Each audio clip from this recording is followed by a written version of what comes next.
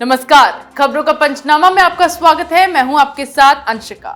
हम लेकर आए हैं देश दुनिया की 5 बड़ी खबरें, जिनके विश्लेषण के लिए मेरे साथ स्टूडियो में मौजूद है कैपिटल टीवी के editor in chief doctor Manish Kumar. Doctor साहब, बहुत बहुत स्वागत है। धन्यवाद। सबसे पहले नजर डालते हैं हेडलाइंस पर। बंगाल पंचायत चुनाव परिणाम में टीएमसी को बढ़त, बीजेपी ने लगाए गंभीर आरोप, चुनावी हिंसा को बताया स्टेट स्पॉन्सर्ड मर्डर। महाराष्ट्र में कल देर रात सीएम शिंदे के आवास पर हुई secret meeting, deputy CM Devendra Fadnavis और अजीत पवार बैठक में शामिल, मंत्रिमंडल विस्तार पर हुई लंबी चर्चा।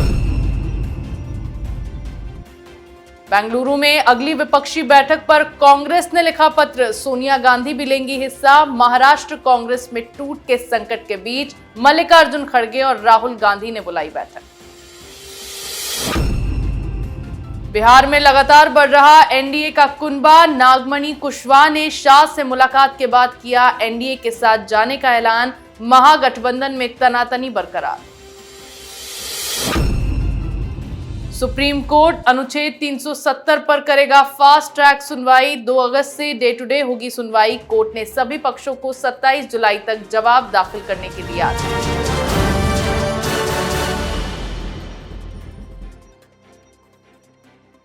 और खबरों की शुरुआत में बात करेंगे बंगाल पंचायत चुनाव के परिणाम की। 8 जुलाई को बंगाल में हुए पंचायत चुनाव को लेकर मतगणना हुई, जिसके बाद आज नतीजे सामने आए। परिणाम में टीएमसी को भारी बढ़त मिली तो बीजेपी ने बड़ी संख्या में सीटों पर जीत दर्ज की। वहीं इस बीच चुनावी हिंसा को लेकर बीजेपी ने ममता सरकार पर गंभीर आरोप लगाए। बीजेपी के राष्ट्रीय प्रवक्ता संबित पात्रा ने बंगाल सरकार को घेरते हुए यहां हुई हिंसा को प्रायोजित बताया। साथ ही बंगाल में जितनी हत्याएं हुई उसमें प्रशासन के भी शामिल होने का दावा किया। डॉक्टर साहब, बंगाल में पंचायत चुनाव के दौरान बड़ी हिंसा भड़की, उसके बाद टीएमसी की इसमें भूमिका सामने आई, अब बीजेपी ने भी उस पर गंभीर आरोप लगाए, वहीं टीएमसी को बढ़त भी मिल गई। भाई, बीजेपी के आरोप लगाने से क्या हुआ? जितने गरीबों को, कार्यकर्ताओं को मरना था वो मर गए। कोई भद्र लोग तो मरा नहीं, कोई बड़ा नेता तो मरा नहीं। वो बेवकूफ जो इन लोगों के लिए झंडा उठाते हैं उनकी मौत हुई। अब भारतीय जनता पार्टी कह रही कि भाई स्टेट स्पॉन्सर्ड मर्डर है। भाई, ये काम कांग्रेस पार्टी कहे तो बात समझ में आए, वामपंथी कहे तो बात समझ में आए। आप केंद्र में सरकार चला रहे हो, आप ये कह रहे हो कि वहां पे कानून का राज नहीं है, तो हाथ में चूड़ियां क्यों पहन रही है? आर्टिकल 356 संविधान का हिस्सा है या नहीं है? आप लोगों को मरने छोड़ दो, आपके कार्यकर्ता मरते रहेंगे और आप राजनीति करते रहो। इस तरह के सिस्टम से डेमोक्रेसी के ऊपर तो विश्वास उठता ही है, लेकिन जो लोग ये कहते कि भाई डेमोक्रेसी को बचाना है, उनके ऊपर भी जनता बहुत ही घृणा की दृष्टि से देखती है। एक भी मौत पंचायत के चुनाव में नहीं होनी चाहिए थी। मौत हुई है क्योंकि वहां का स्टेट इलेक्शन कमीशन, वहां की पुलिस, वहां की सरकार इसके लिए जिम्मेदार है और उनको यह काम करने दिया गया बिना रोक टोक के लिए। इसके लिए केंद्र सरकार भी जिम्मेदार है। और वहां पे लगातार हिंसा हो रही थी और supreme court chief justice of India मूक दर्शक बने रहे, तो वो भी इसके लिए जिम्मेदार है। तो ये बेकार की चीजें, जिनको मरना था मर गए, कीड़े मकोड़े थे, खत्म हो गए। किसको क्या फर्क पड़ता है? एक प्रेस कॉन्फ्रेंस कर देंगे लोग, ममता बनर्जी जाकर बयान दे देगी, सुप्रीम कोर्ट जो है चुपचाप अपने घर में बैठ जाएगा, प्रधानमंत्री अपना अगले इलेक्शन की तैयारी में जुट जाएंगे। हो गया, खेल खत्म, पैसा हजम। जी बिल्कुल, पंचायत चुनाव के परिणाम सामने आए जिसमें टीएमसी को भारी बढ़त मिली तो बीजेपी ने बंगाल हिंसा को लेकर ममता सरकार को फिर से निशाने पर लिया। वहीं महाराष्ट्र में कल रात 12 बजे मुख्यमंत्री एकनाथ शिंदे के बंगले पर सीएम और डिप्टी सीएम की बैठक हुई, जिससे सियासी हलचल फिर से तेज हो गई। बैठक में मुख्यमंत्री आवास पर दोनों उप मुख्यमंत्री देवेंद्र फडणवीस और अजीत पवार पहुंचे। इस सीक्रेट मीटिंग में विभाग वितरण और मंत्रिमंडल विस्तार पर तीनों नेताओं ने मंथन किया। राज्य के सीएम और दोनों डिप्टी सीएम विभाग बंटवारे को सुलझाने में तेजी दिखा रहे हैं और दिन रात एक किए हुए हैं। ऐसा पहली बार हुआ कि सीएम और दोनों डिप्टी सीएम इस तरह की मीटिंग में साथ दिखाई पड़े। डॉक्टर साहब, क्या कुछ मंथन इस मीटिंग में हुआ? भाई 1 सप्ताह हो गए, अभी तक मंत्रालय नहीं मिला। डिप्टी सीएम बने अजीत पवार, साथ में 8 और लोग बने, लेकिन क्या काम कर रहे हैं इसकी तो कोई अभी तक सुगबुगाहट नजर नहीं आ रही है। और अभी इतना जल्दी ये मसला खत्म भी नहीं होगा। क्यों, इसको भी समझना जरूरी है। अजीत पवार आए तो एकनाथ शिंदे गुट के अंदर भी कोलाहल। रीजन ये कि अब भारतीय जनता पार्टी पूरी तरीके से सिर्फ शिंदे गुट के ऊपर भी डिपेंडेंट नहीं है। भारतीय जनता पार्टी के लिए एक रास्ता खुल गया कि एनसीपी के साथ भी वो सरकार बना सकती है। तो एक उनकी भी दिक्कत, तो एकनाथ शिंदे को उसको भी शांत करना है।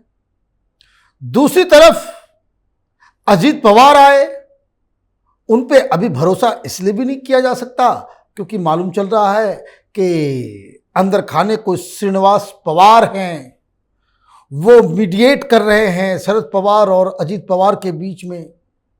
अजीत पवार अभी तक पूरी तरीके से वो अपनी शक्ति का प्रदर्शन नहीं कर पाए हैं। वो कह रहे हैं कि हमारे पास 42 है, तो 42 एमएलए लेकर के वो ना तो स्पीकर के पास पहुंचे हैं, ना गवर्नर के पास गए हैं, ना वो मीडिया के सामने आए हैं।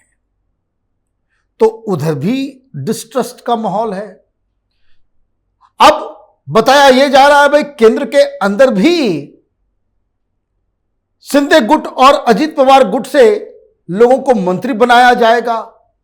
तो अब तो उधर मसला खत्म होगा, तब तो इधर मसला के ऊपर जो है कोई सोल्यूशन निकलेगा।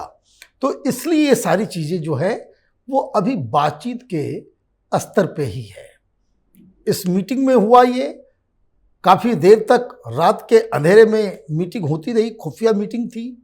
और उसके बाद अजीत पवार निकल जाते हैं। उसके बावजूद देवेंद्र फडणवीस और एकनाथ शिंदे की मीटिंग जारी रहती है अगले आधे घंटे तक। क्या बातचीत हो रही है? ऑब्वियस सी बात है, वहां जन कल्याण के बारे में तो बात होगी नहीं। वहां जनता को कैसे राहत दी जाए ये बात नहीं हो रही होगी। वहां बात चल रही भाई किसको क्या लेना है, किसको कौन सा मंत्रालय चाहिए, किसी को फिनांस चाहिए तो किसको होम चाहिए। पता नहीं किस तरीके से ये बंटवारा हुआ होगा। खैर, जो कुछ भी है वो 1-2 दिन के अंदर वो सामने आ ही जाएगा। जी बिल्कुल, सीएम शिंदे के आवास पर हुई सीक्रेट मीटिंग से महाराष्ट्र में राजनीतिक हलचल फिर तेज हो गई है। आगे बात करेंगे विपक्षी नेताओं की बैठक की। महाराष्ट्र में मचा सियासी बवाल के बीच अब बेंगलुरु में 17-18 जुलाई को विपक्षी दलों की बैठक होने वाली है। इसी सिलसिले में कांग्रेस के राष्ट्रीय अध्यक्ष मल्लिकार्जुन खड़गे ने पत्र लिखकर शीर्ष विपक्षी नेताओं को आमंत्रित किया है। इस बैठक में सोनिया गांधी के शामिल होने की जानकारी सामने आई है। वहीं एनसीपी में टूट के बाद कांग्रेस अपने विधायकों को सहेज के रखने की कवायद में जुट गई है। कांग्रेस विधायकों पर मंडरा रहे खतरे को भांपते हुए मल्लिकार्जुन खड़गे ने महाराष्ट्र के आला नेताओं की दिल्ली में आज बैठक बुलाई। डॉक्टर साहब, एक तरफ तो विपक्षी बैठक है जिसको लेकर कांग्रेस की कवायद जारी है, लेकिन राहुल गांधी को भी हाईकोर्ट से झटका लग गया है और अब सोनिया गांधी उसमें शामिल होने वाली है। महाराष्ट्र में कांग्रेस को विधायकों के जाने का डर सता रहा है, कैसे कांग्रेस डील करेगी? देखिए, मुझे तो जानकारी मिल रही है कि जिन लोगों के साथ मल्लिकार्जुन खड़गे ने मीटिंग की वही बीजेपी में चले जाएंगे।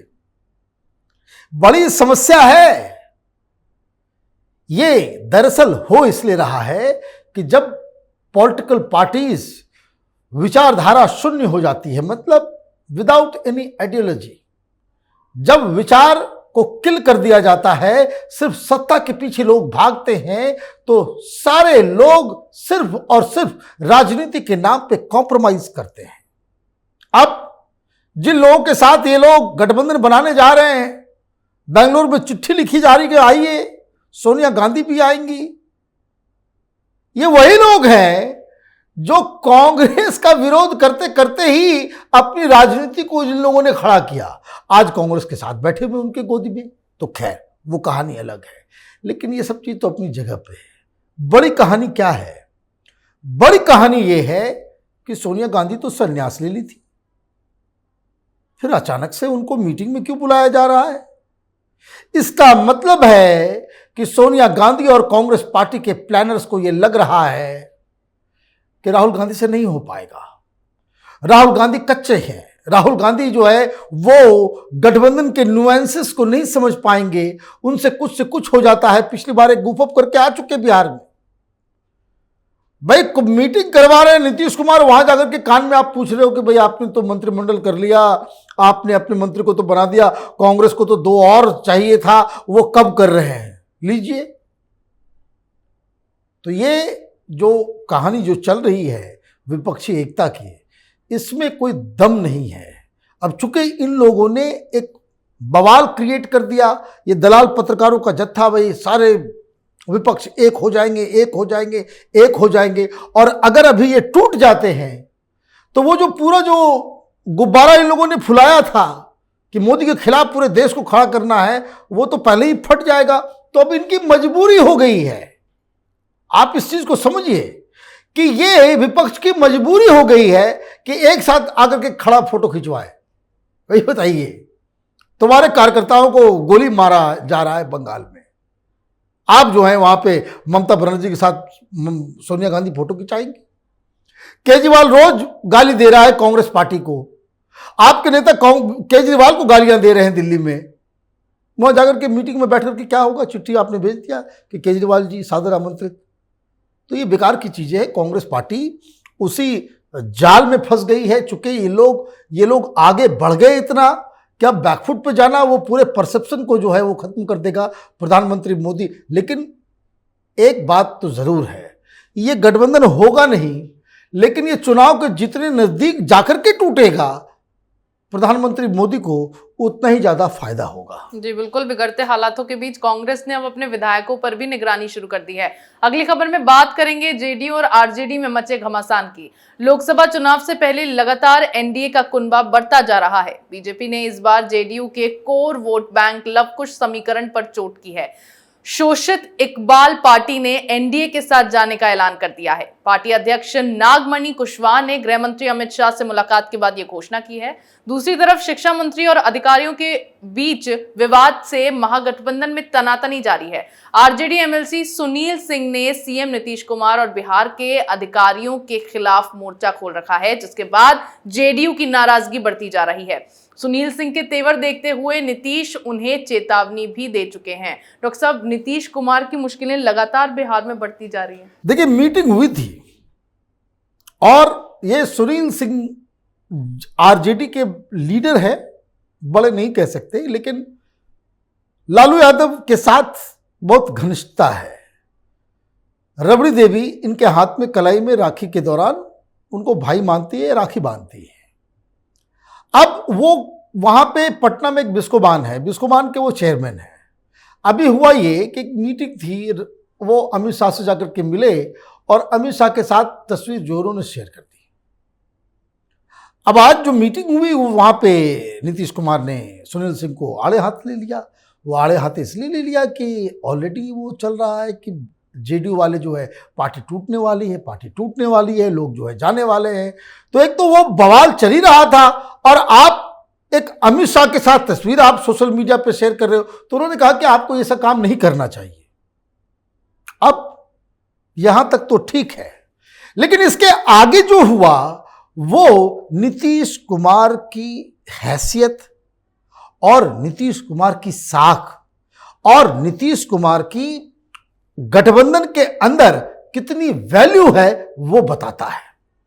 सुनील सिंह एक एमएलसी हैं, वो खड़े हो गए और जवाब दे शुरू हो गया, बहसबाजी शुरू हो गई। अब आप इस चीज को समझिए।